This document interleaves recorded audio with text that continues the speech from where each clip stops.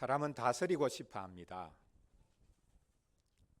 이 다스리고 싶어 하는 것이 사람의 DNA에 내장되어 있습니다. 왜냐하면 사람이 하나님의 형상대로 지음받았기 때문입니다. 하나님께서 직접 사람에게 온 세상을 다스리라 라고 말씀하셨습니다. 그러므로 사람이라면 누구든지 다스려야 합니다. 그런데 이것이 타락 이후에 문제가 됩니다. 다스리기는 다스리되 자기 욕망대로 다스리기 때문입니다. 오늘 읽었던 말씀에도 보면 다스림이 나옵니다. 전쟁 이야기를 하고 있는 와중인데요.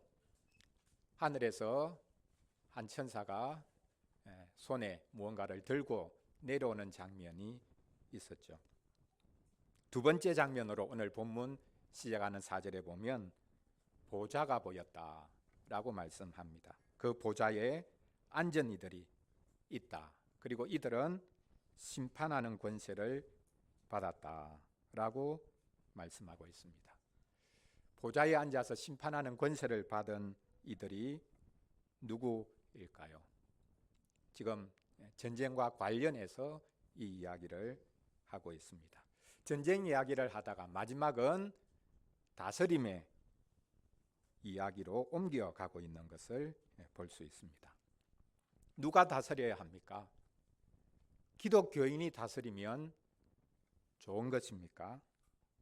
기독교인이 어떻게 다스린다는 말입니까? 오늘 본문에서 사실 기독교인이 어떤 사람인가, 또 기독교인은 어떻게 살아야 하는가라는 것을 말씀하고 있습니다. 전쟁 이야기를 하면서 기독교인이 누구인지 또 어떻게 살아야 하는지를 말씀하고 있습니다. 오늘 본문을 가지고 기독교인은 고난 가운데서도 다스린다라는 주제로 말씀을 전하려고 합니다. 첫째로 오늘 본문에 보면 성도들은 두 가지로 표현하고 있는데 마지막 부분에 보면 짐승들의 표를 받지 않는다라고 말씀합니다. 둘째로 성도들은 그리스도와 함께 다스린다라고 말씀하고 있습니다. 셋째로 이제 전쟁이 마무리되는 장면에 나오고 있는데요. 성도들을 공격하는 사탄은 완전히 패망한다라고 말씀하고 있습니다. 성도들은 짐승의 표를 받지 않고 고난 가운데 있지만 그리스도와 함께 다스리고 왕노릇하고 이 성도들을 핍박하고 또 성도들을 공격한 마귀는 완전히 패망한다. 이렇게 오늘 본문에서 말씀합니다. 첫 번째로 성도들이 짐승의 표를 받지 않는다라고 말씀하는 부분을 살펴보겠습니다. 천사가 열쇠와 쇠사슬을 가지고 하늘에서 내려오는 장면에 뒤이어 오늘 말씀해 보면 심판하는 권세를 받은 이들이 보좌에 앉아 있는 장면이 나옵니다. 그리고 세 번째 장면으로서 성도들의 모습을 보여주고 있습니다. 오늘 본문 4절을 보십시오. 여기에 두 부류의 사람이 등장합니다. 사실은 한 사람인데 기독교인을 가리키고 있는데 그 기독교인을 두 가지 방식으로 표현하고 있는 것을 볼 수 있습니다. 첫째는 예수를 증언함과 하나님의 말씀 때문에 목배임을 당한 자들의 영혼들이라 이렇게 표현하고 있습니다. 예수님을 증거하다가 하나님의 말씀을 선포하다가 목배임을 당한 이들이라 라고 말씀합니다. 지금 사도 요한이 이 계시록을 쓸 당시에 로마 제국이 로마 황제가 기독교인들을 핍박하고 있었죠. 그래서 그도 지금 반모섬에 귀양 가 있습니다. 감옥에 갇혀 있습니다. 그래서 기독교인들은 당시에 이미 목배임을 당하던 그런 상황이었습니다. 소위 말해서 순교한 이들이 많이 있었습니다. 로마 황제가 왜 기독교인을 핍박했습니까? 예수님을 주님이라고 고백하기 때문에 핍박했습니다. 아니, 너희들은 예수를 주님이라고 하나님이라고 부르는데 그렇다면 왜 황제는 주님이라고 부르지 않냐? 이렇게 말을 했던 것이죠. 기독교인들은 예수님께 충성했습니다. 그래서 오늘 본문에 보면 예수를 증언하는 것 때문에 목배임을 당했다. 그것은 또한 하나님께서 이미 말씀한 것이기 때문에 그 말씀을 전하다가 목배임을 당했다라고 말씀합니다. 기독교인은 예수님께 충성합니다. 자기들을 구원해 주신 구세주로, 그리고 자신의 하나님, 주님으로 부르며 그분을 경배합니다. 왜 사람을 하나님 섬기듯이 섬기냐? 그것이 오히려 우상숭배가 아니냐라고 말할지 모르겠습니다. 중세시대 한 신학자는 이렇게 질문을 했습니다. 왜 하나님이 사람이 되셨는가? 그러니까 하나님이 사람이 되신 것, 이것은 아무리 생각해도 논리적으로도 이해가 되지 않기 때문에 이런 질문을 했습니다. 예수님 당시에, 그리고 초대교회 당시에는 오히려 정반대로 사람들이 물었을 것입니다. 어떻게 사람이 하나님이 되었는가? 중세시대는 하나님이 어떻게 사람이 되었지? 이렇게 물었다면 이제 그 이후에는 사람이 어떻게 하나님이 됐지? 예수를, 기독교인들이 예수님을 하나님으로 예배하니까, 주님이라고 부르면서 예배하니까 어떻게 사람이 하나님이 된 거냐? 이렇게 질문을 하고, 그 질문을 넘어서 바로 이 사람 예수 그리스도, 그분을 경배하는 것 때문에 기독교인들이 핍박을 받았습니다. 이것이 바로 삼위일체에 대한 고백입니다. 기독교인은 착한 사람을 넘어서 예수님을 유일한 구원자로, 또 하나님으로 믿는 사람입니다.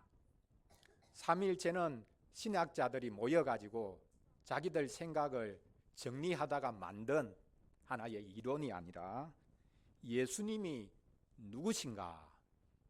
라는 질문으로부터 고백한 교회가 바로 삼위일체입니다. 예수님이 누구냐? 그냥 사람에 불과하냐? 아니면 사람 중에서도 훨씬 뛰어난 어떤 존재냐? 하나님과 사람 사이 중간쯤에 있는 존재냐? 아니다. 우리와 똑같은 사람이지만 그분은 하나님이 우리의 구원을 위해서 보낸 하나님의 아드님이시구나. 그렇기에 그분은 하나님이시라. 사람이 되어 이 땅에 온 하나님이시라. 이렇게 해서 삼위일체라는 것이 자연스럽게 고백이 된 것입니다. 바로 이 믿음을 가진 이들이 기독교인이라. 이것 때문에 핍박을 받아 심지어는 목배임을 당했다. 그런 말씀을 하고 있습니다. 이제 두 번째 부류를 언급하는데요. 뭐라고 말씀합니까? 짐승과 그의 우상에게 경배하지 아니하고 그들의 이마와 손에 그의 표를 받지 아니한 이들이다 라고 말씀하고 있습니다. 짐승과 우상에게는 결코 절하지 않고 짐승의 표가 있는데 그것을 이마와 손에 받지 않은 이들이 바로 기독교인이다 라고 말씀하고 있습니다. 용이 짐승에게 권세를 주었습니다. 그래서 짐승이 또한 용을 섬기도록 하기 위해서 우상을 만들어서 그 앞에 절하라고 했습니다. 더 나아가 짐승의 표를 받아서 살아라 라고 했는데 그 표가 이마와 손에 있었다라고 말씀하고 있습니다. 이마와 손은 사람 전체를 이제 대표하고 있는 그런 몸의 한 부분을 표현을 한 것이죠. 이 세상 살면서 짐승의 표를 받아서 살아라. 그게 성공하는 길이다. 그게 잘 되는 길이다. 이렇게 말을 한 것입니다. 요한계시록 13장 16절 17절에 이 표를 이미 말했는데요. 이 표가 어떤 역할을 하는 것인가, 그것을 은근슬쩍 보여주는 그런 말씀이 이미 있었습니다. 우리 요한계시록 13장 16절 17절 찾아서 한번 읽어보겠습니다. 이 13장에 짐승이 바다에서 올라오고 그 다음에 또 다른 짐승이 땅에서 올라왔다. 두 짐승을 말하고 있는데요. 우리가 19장 20장 보면 지금 짐승 그리고 거짓 선지자를 말하고 있죠. 조금 바꾸어서 이제 표현을 하고 있는 것입니다. 여기 13장 16절 17절 말씀해 보면 짐승이 우상을 만들어서 섬기게 할 뿐만 아니라 이제 표를 받도록 하고 있다. 이 표의 역할이 뭐냐, 그것을 여기서 언뜻 소개해 주고 있습니다. 우리 16절 17절 같이 읽겠습니다.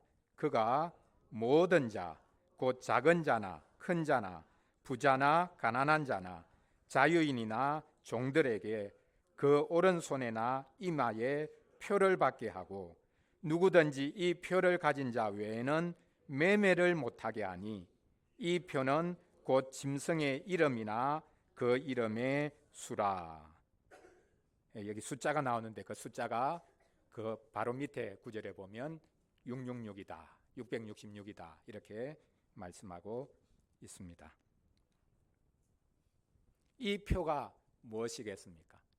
이마와 손에 새겨질 어떤 표, 이 표가 무엇이겠습니까?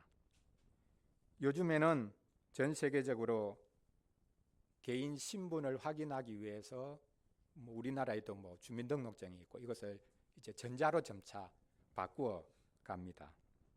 그리고 심지어는 사람 몸속에 베리칩이라는 전자칩을 심어서 어디에서든 그 사람의 신분이 확인되고, 그리고 뭔가 물건을 살 때도 그냥 싹 지나가기만 하면 들어가면 그 사람의 모든 신상이 스캔이 되고, 그리고 그 사람의 모든 통장, 계좌, 모든 것들 다 그대로 스캔이 되고, 또 물건을 가지고 나오면 계산대에서 계산할 필요 없이 그냥 다 지출이 되고 처리가 되는 이런 시스템을 만들려고 하는 것을 볼 수 있습니다. 이게 바로 짐승의 표다라고 말하는 분들이 있습니다. 그래서 기독교인은 그런 표 받으면 안 된다. 왜냐하면 어디에 있는지 딱 정확하게 드러나니까 그거 받으면 딱 아무리 어디에 숨어도 적발이 되고 잡혀가는 날이 온다. 기독교인들은 마지막 날에 이런 큰 핍박에 나를 맞게 될 것이라 표를 이렇게 해석하는 분들이 있습니다. 그래서 그런 표는 절대 받으면 안 되고 마지막에 큰 환란의 때가 올 것인데 그때 기독교인들은 다 산속에 들어가서 숨어야 된다, 이렇게 말합니다. 그런 것이 아닙니다. 분명하게 한 가지 여기 드러나고 있는 것은 이 표가 매매와 관련이 되어 있다라고 말하는 것입니다. 경제적인 것을 분명히 말하고 있습니다. 마귀를 섬기는 이 세상에서 우리가 하나님의 말씀대로 살아가려고 하면 밥줄이 끊길 수도 있습니다. 입에 풀칠하며 살기 힘들 수도 있습니다. 사람을 가장 위협하는 게 뭡니까? 딱 목줄 지는 거죠. 그러면 누구든지 꼼짝 못하지 않습니까? 우리가 육체를 가지고 있기 때문에 경제적인 것이 어떻게 보면 가장 중요한 것일 수 있죠. 그래서 우리의 밥줄을 딱 쥐고 있으면, 목줄을 딱 쥐고 있으면 어느 누구도 꼼짝 못하게 되는 것이죠. 이 짐승의 숫자를 666이라고 이렇게 표현을 하고 있는데요. 왜 666이라고 표현을 하는가? 7에서 하나 모자라죠. 삼위 하나님의 이름의 수는 알파벳의 어떤 글자, 이 숫자를 하나하나씩 대입해 가지고 나오는 숫자가 아니라 777이라고 말을 할 수 있죠. 너무나 인간적인, 하나님을 그렇게 흉내내지만 하나님일 수가 없는 그런 마귀의 숫자, 마귀의 세력, 그 강력한 세력이 우리의 목줄을 틀어지고 밥줄을 틀어지고, 이래도 하나님 섬길래, 이렇게 말할 수 있다는 것입니다. 성도는 하나님을 믿는 것 때문에, 그리스도를 증거하는 것 때문에 고난을 당합니다. 그러므로 고난 당하는 것이 없으면 과연 내가 기독교인인가, 그렇게 물어보아야 할 수도 있습니다. 자, 성도들이 그리스도를 증거하는 것 때문에 심지어 죽임을 당하기도 하고, 또 이 세상에서 경제적인 부분에까지 사실은 큰 고초와 곤란을 겪으며 살 수도 있다. 그것을 오늘 본문이 말씀하고 있습니다. 그러나 두 번째로 오늘 말씀해 보면 성도들은 그리스도와 함께 다스리게 된다, 왕노릇하게 된다라는 정반대 모습을 소개하고 있습니다.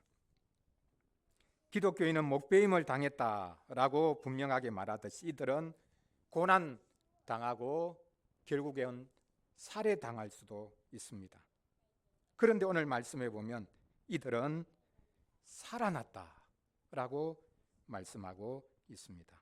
4절 마지막 부분을 보십시오. 그들의 이마와 손에 그의 표를 받지 아니한 자들이 살아서 그리스도와 더불어 1000년 동안 왕노릇한다. 이미 죽은 이들인데 이들이 살아나서 다스린다, 이렇게 말씀하고 있습니다. 기독교인들은 살아난 사람들입니다. 예수님이 십자가에 못 박혀 죽으시고 다시 살아나셨죠. 이와 같이 기독교인들은 이 땅에서 미움받고 살해당하고 심지어는 매장되기도 하지만 이들이 살아난 사람들입니다. 미래에 살아날 거죠. 죽고 나서 주님 오실 때 다시 부활합니다. 그것만이 아니라 기독교인들은 현재에 이미 살아난 사람입니다. 고난 받으면서 살아나는 사람들입니다. 이 땅에서 죽어가면서도 살아나는 사람들입니다. 이런 기독교인, 죽으면서 살아나는 이런 기독교인이 그리스도와 더불어 1000년 동안 왕노릇한다라고 말씀하고 있습니다. 5절 시작하는 부분을 보면 가로가 있습니다. 성경에서 이 가로가 쳐진 부분은 이제 구약 성경이나 신약 성경이나 사실 우리가 원문은 사라졌습니다. 원본은 없습니다. 다 이제 사본들 뿐인데, 신약 성경도 수많은 사본들이 있는데 어떤 사본들에는 이 구절이 있지만 어떤 사본들은 아예 그 구절이 없는 게 있습니다. 그럼 어떤 것이 원문일까? 하나님이 처음에 주신 말씀일까? 그건 이제 가려내야 되죠. 그래서 있는 부분도 있고 없는 부분도 있고, 그래서 그 사본들을 대조해 보면서 이 부분은 어떤 사본에는 있는데 어떤 사본에는 없다. 그러니까 이게 원래 있었는지 없었는지 명확하지는 않다 하는 부분이 괄호 안에 있는 부분입니다. 그 괄호 안에 보면 5절에 그 나머지 죽은 자들은 그 1000년이 차기까지 살지 못하더라. 이 앞에 말씀과 이제 자연스럽게 연결되는 말씀이죠. 1000년 동안 다스리는 사람이 있다. 그 사람들이 기독교인이라는 거죠. 성도들이라는 거죠. 예수님을 증거하는 것 때문에, 짐승의 표를 받지 않은 것 때문에 오히려 고생하고 고통을 당하고 고난을 당하는 사람들, 그들이 오히려 다스리는 사람들. 그런데 나머지 사람들은, 여기 나머지 죽은 자들은 이렇게 표현되어 있는데요, 죽은 나머지 사람들은, 이게 이제 정확합니다. 죽은 나머지 사람들은 천년이 차기까지 살지 못하더라. 그러니까 이 대조는 어떤 사람들은 천년 동안 다스리고 어떤 사람들은 천년을 다스리지 못하는 이런 구분이라기보다는 지금 누가 살아있고 누가 죽었느냐, 이것을 우리에게 보여주고 있습니다. 기독교인은 이 땅에서 천년 동안 그리스도와 함께 다스리고 비기독교인은 천년 동안 죽어 있다. 그렇게 문자 그대로의 천년을 지금 말하고 있는 것이 아닙니다. 사람은 하나님을 떠났기에 살아있지만 모두 죽었습니다. 그리스도로 인해 살아난 사람들, 그들이 이 땅에서는 고난당하지만 고난당하는 그들이 바로 다스리는 사람이다. 이렇게 말씀하고 있습니다. 너무나 역설적인 말씀이죠. 이것을 천년 동안 다스린다, 이것을, 그 다스리는 사람들을 오늘 본문에서는 첫째 부활이라 이렇게 말씀하고 있습니다. 우리는 이미 부활한 사람들이라는 말입니다. 부활한 사람이 다스릴 수 있다 라고 말씀하고 있습니다. 그냥 문자적으로도 사실이죠. 살아난 사람이, 살아있는 사람이 다스리죠. 어떻게 죽은 사람이 다스릴 수 있습니까? 기독교인은 이미 살아난 사람이다. 먼 미래에 살아날 사람이기도 하지만 지금 살아난 사람이기 때문에 다스리는 사람이다. 아무리 권력자라 할지라도 살아있지만 죽은 사람은 진정으로 다스리는 사람이 아니라, 이렇게 말할 수 있습니다. 죄로 인해 죽은 사람들은 결코 다스릴 수 없습니다. 그리스도와 함께 죽고 그리스도와 함께 살아난 사람만이 다스릴 수 있습니다. 기독교인은 그리스도와 함께 다스리는 사람이 되었다라는 것을 우리가 알아야 합니다. 자, 첫째 부활을 경험한 사람, 그 사람들을 또 다르게 표현을 하는 그 표현이 있는데요, 6절에서 뭐라고 말합니까? 첫째 부활을 경험한 사람은 둘째 사망이 그들을 다스리는 권세가 없다, 이렇게 말씀하고 있습니다. 이 두 가지가 이제 연결되어 있는 거죠. 첫째 부활을 경험한 사람은 둘째 사망을 경험하지 않는다. 그럼 첫째 부활이 있으면 둘째 부활도 있고, 여기 둘째 사망을 이야기했으니까 또 첫째 사망도 있겠죠. 좀 복잡한 이야기인데요, 중요한 것은 기독교인은 이 땅에서 고난을 당하고 심지어는 살해를 당하기도 하지만 늘 죽어가는 사람, 이미 죽은 사람처럼 취급될지 모르겠지만 그 사람은 살아있는 사람, 그 사람이야말로 그리스도와 함께 다스리는 사람이다, 이렇게 말씀하고 있습니다. 5절 마지막, 6절 마지막 부분에 사는 말씀이 이것이죠. 그들이 하나님과 그리스도의 제사장이 되어 천년 동안 그리스도와 더불어 왕노릇하리라. 여기서도 두 가지를 말합니다. 첫 번째, 그들은 하나님과 그리스도의 제사장이다. 그리고 그들이 천년 동안 그리스도와 더불어 왕노릇한다. 무슨 말입니까? 기독교인은 제사장이면서 동시에 왕이다, 이런 뜻입니다. 베드로전서 2장 9절에서 말씀하고 있는 것이 바로 이것입니다. 우리가 잘 아는 말씀이죠. 이 말씀은 원래는 출애굽한 이스라엘 백성들에게 하나님께서 하신 말씀입니다. 너희들의 정체성이 뭐냐? 너희들이 누구냐? 너희 민족이 어떤 민족이냐? 구약교회가 어떤 교회냐? 그것을 하나님이 말씀하셨죠. 출애굽기 19장. 그리고는 이제 바로 이어서 20장부터 10계명부터 시작해서 하나님 백성이 가진 그 말씀, 율법을 이제 설명하고 있지 않습니까? 그런데 놀랍게 바로 유대인들에게, 출애굽한 하나님의 백성들에게 하나님이 직접 하신 그 말씀, 너희들은 이런 존재야, 이것 알고 살아, 이렇게 하신 말씀을 이제는 유대인이 아닌 신약교회 이방인들이 많이 들어와서 이룬 그 신약교회를 향해서 지금 하고 계시는 말씀입니다. 우리 이 베드로전서 2장 9절 말씀, 우리가 아는 말씀이지만 우리 다시 한 번 더 찾아서 우리 같이 읽어보도록 하겠습니다. 히브리서, 야고보서 다음에 베드로전서 말씀 있죠. 2장 9절입니다.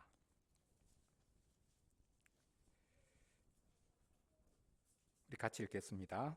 그러나 너희는 택하신 족속이요 왕같은 제사장들이요 거룩한 나라요 그의 소유가 된 백성이니 이는 너희를 어두운 데서 불러내어 그의 기이한 빛에 들어가게 하신 이의 아름다운 덕을 선포하게 하려 하심이라.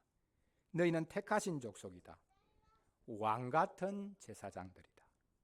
거룩한 나라다. 이게 바로 출애굽한 이스라엘에게 하신 말씀, 이스라엘 자손들에게 하신 말씀. 그런데 이것을 지금 이방인들이 무수히 들어와 있는 신약 교회를 향해서 하고 있습니다. 기독교인들은 다른 이들의 죄를 담당하는 제사장들이 되었습니다. 그들이 진정으로 다스리는 이들이 되었습니다. 우리 기독교인은 자기 목숨 하나 근사하기 위해서 사는 자들이 아닙니다. 우리 자신의 욕망을 위해 다른 이들을 무참히 짓밟는 사람들이 아닙니다. 누가 다스릴 수 있는가? 제사장이 다스릴 수 있다. 자기를 내어줄 수 있는 사람이 진정으로 다스릴 수 있는 사람이 될 수 있다라고 말씀하고 있습니다. 신약시대 기독교인들을 보십시오. 불법 이민자 취급을 받으며 살았다라고 법적으로는 그렇게 말을 할 수도 있습니다. 그런데 오늘 말씀에서 뭐라고 말합니까? 불법 체류자들이 다스리는 사람이 된다. 이것을 말씀하고 있습니다. 기독교인은 진정으로 다스리는 사람들입니다. 기독교인은 온 세상을 위한 공무원입니다. 기독교인은 자기를 내어주면서 다스립니다. 바로 이것이 예수 그리스도께서 하신 일이 아닙니까? 그래서 오늘 본문에 보면 이런 사람들이 복이 있다라고 말씀하고 있습니다. 요한계시록에는 7번 복이 있다라는 표현이 있는데요. 오늘 본문이 요한계시록 22장의 마지막으로 복이 있다 연속해서 2번 나오고요. 요한계시록에서 거의 마지막에 나오는 복이 있다. 8복보다 하나 줄어든 7복을 7가지 복을 요한계시록에서 말씀하고 있는데 거의 마지막에 말씀하고 있는 복된 사람이 바로 오늘 본문에서 말하는 복된 사람입니다. 이 첫째 부활에 참여하는 자들이 복이 있다. 그리고 거룩하다 라고 말씀합니다. 복받은 사람은 거룩한 사람이요, 거룩한 사람이 복받은 사람이다 라고 말씀하고 있습니다. 마지막 셋째로 성도들을 공격하는 사탄이 패망하는 장면을 보겠습니다. 요한계시록 20장 시작하면서 우리가 본 바 있듯이 용이 붙잡혀서 1000년 동안 끝이 없는 깊은 구덩이에 갇혔습니다. 근데 1000년이 차고 나면 반드시 놓인다. 그렇게 마지막 지난주에 살펴보았던 3절에서 말씀하고 있죠. 그 후에는 반드시 잠깐 풀려난다 라고 말씀합니다. 하나님의 섭리 가운데 일어나는 일입니다. 그렇게 풀려나서 이 용이, 사탄이, 마귀가 하는 일이 뭐냐, 그걸 이제 오늘 본문 7절부터 기록하고 있습니다. 사탄이 풀려나서 광분하면서 땅의 모든 백성을 모으고 있습니다. 무엇하기 위해서 모읍니까? 하나님과 싸우기 위해서 세상 모든 민족을 모으고 있습니다. 하나님의 백성인 성도들과 싸우기 위해서 온 세상을 동원하고 있습니다. 그래서 9절을 보십시오. 그들이, 이제 모인 이들이, 사탄이 미혹해서 불러 모은 이들이 지면에 널리 퍼져 성도들의 진과 사랑하시는 성을 두름에 둘러싸고 있습니다. 사탄이 온 세상을 유혹하고 동원해서 교회를 포위하고 있습니다. 여기서도 교회를 또 두 가지로 표현하고 있죠. 교회를 무엇이라고 표현하고 있습니까? 첫째는 성도들의 진.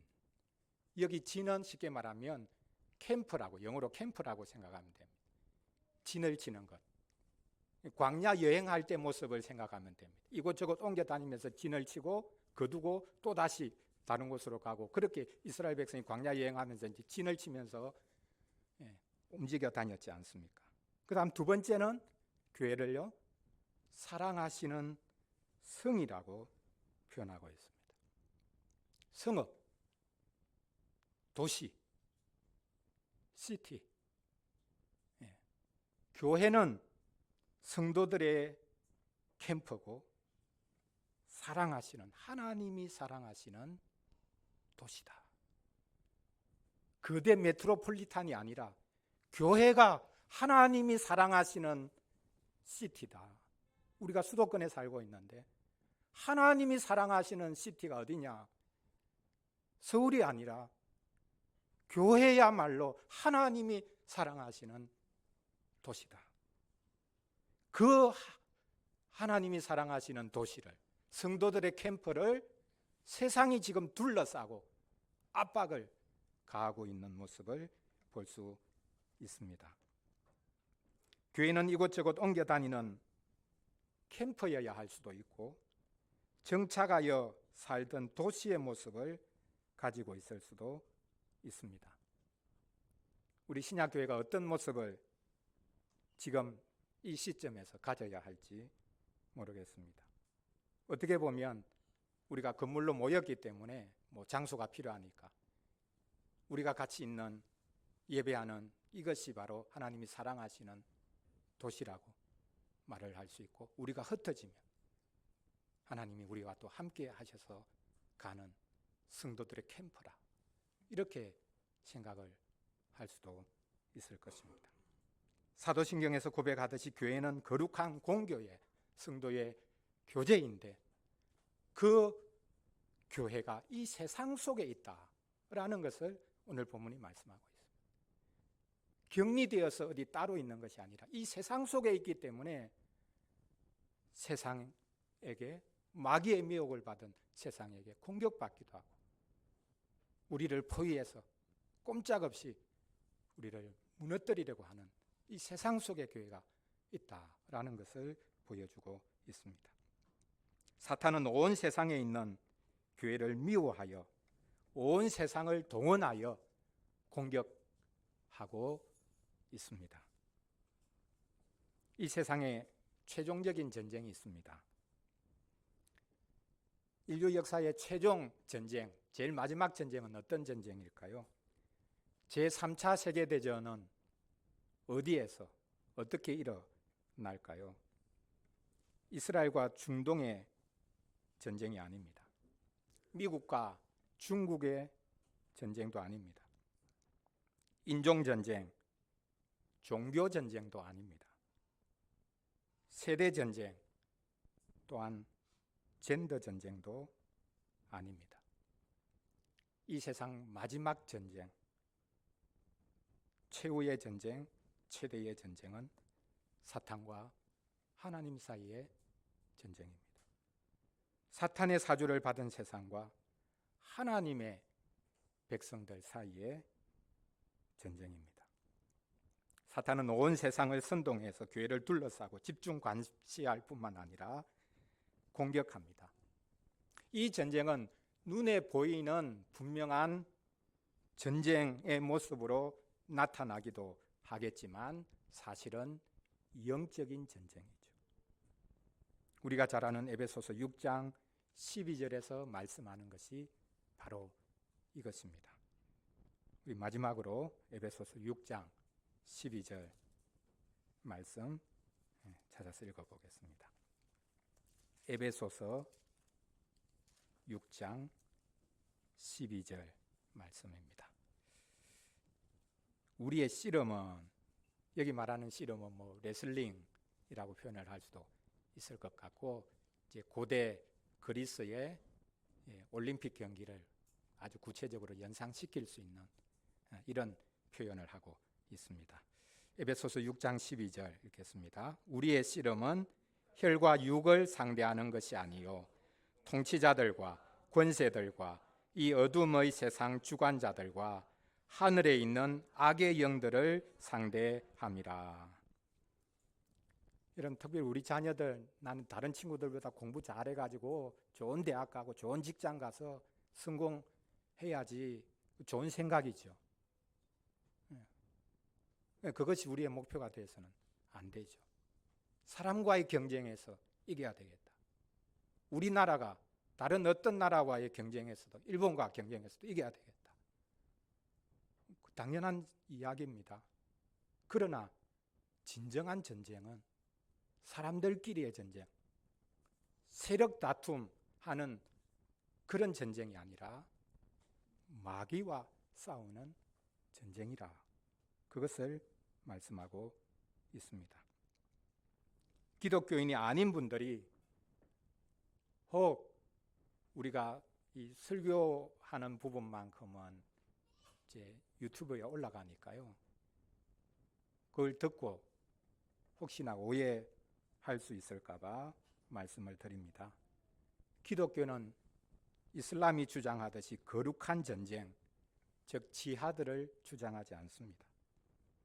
기독교인은 늘 싸우려고 하는 사람이 아니라 늘 용납하는 사람에 가깝습니다. 기독교인은 우리나라 지금 현재 상황으로 해서 만약 표현을 한다면 다문화 수용성이 높아야 합니다. 기독교인이라면 나와 다른 사람들, 너무나 다른 사람들 수용하고 받을 수 있는 사람이 되어야 합니다.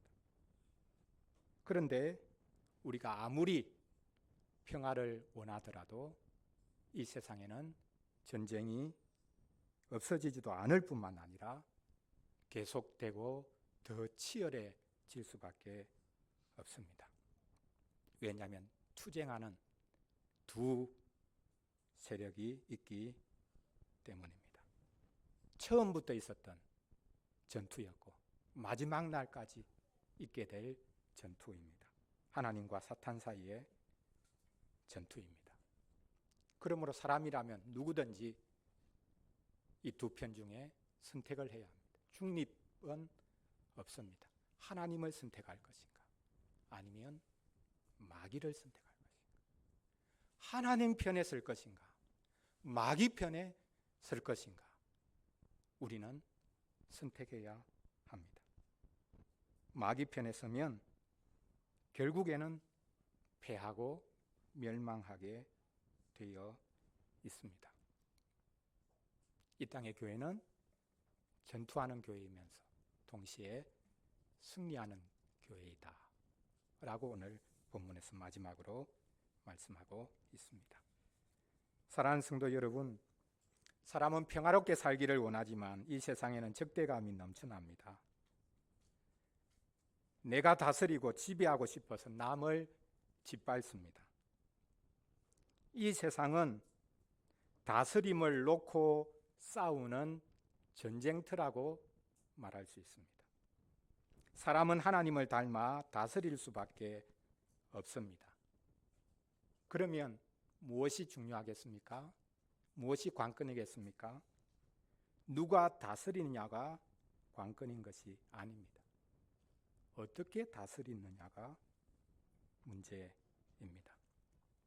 우리가 마귀에게 속하면 안 됩니다. 마귀에게 속으면 안 됩니다. 하나님도 사탄도 눈에 보이지 않는데 어떻게 따를 수 있냐? 따른다는 말이냐?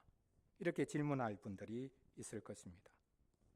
사람의 다스림은 우리 본성의 표현이 아니라 하나님의 다스림과 사탄의 다스림 중에 하나를 선택하는 것입니다. 사람들끼리, 세력들끼리 권력을 차지하기 위해 피까지 흘려가면서 싸우고 있습니다. 그렇게 피까지 흘려가면서 나의 피를 흘리는 것도 있겠지만 사실은 상대방의 피를 요구하는 것이죠. 그렇게 싸우는 것은 이미 마귀에게 속했다는 것을 보여주고 있습니다. 성경에서는 마귀를 공중 권세 잡은 자, 온 세상을 지배하는 존재라고 부릅니다. 그래서 기독교인은 또한 성도들은 마귀에 의해 공격받고 핍박을 받습니다.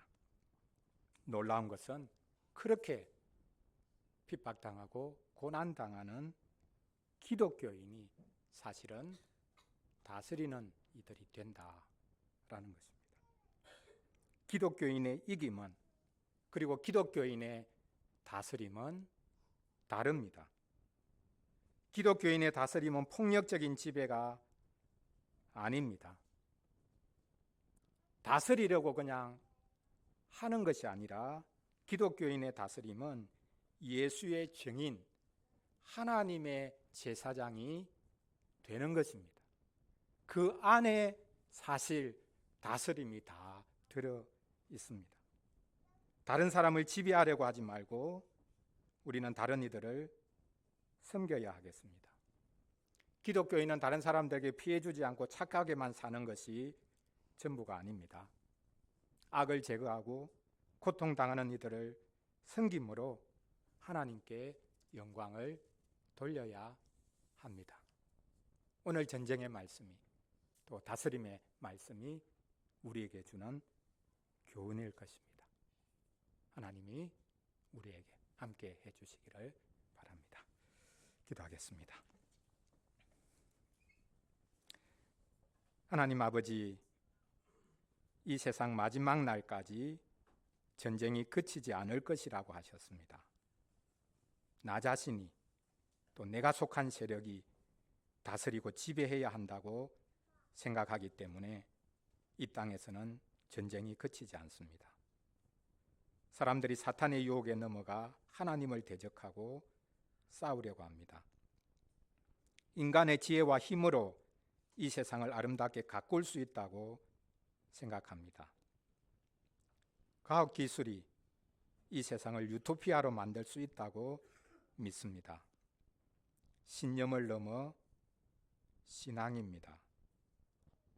사탄이 하나님을 대적하고 있고 사람들을 자기 편으로 끌어들여 하나님을 대적합니다. 저희가 힘 자랑하지 않도록 도와주옵소서. 저희가 소위 말하는 쪽수 자랑하지 않도록 도와주시옵소서. 돈 자랑, 자리 자랑만큼 웃기는 것이 없습니다. 돈으로 무엇이든지 살 수 있고 사람마저 사서 마음껏 부릴 수 있다고 생각하는 것이야말로 얼마나 사탄적인 것인지 모릅니다. 하나님께 충성하는 교회, 그 교회는 이 땅에서 고난받습니다. 기독교인은 고난받으면서 다스리는 이들이라는 것을 알도록 도와주옵소서. 저희가 가장 낮고 미천한 자리에서도 다스리는 이들입니다.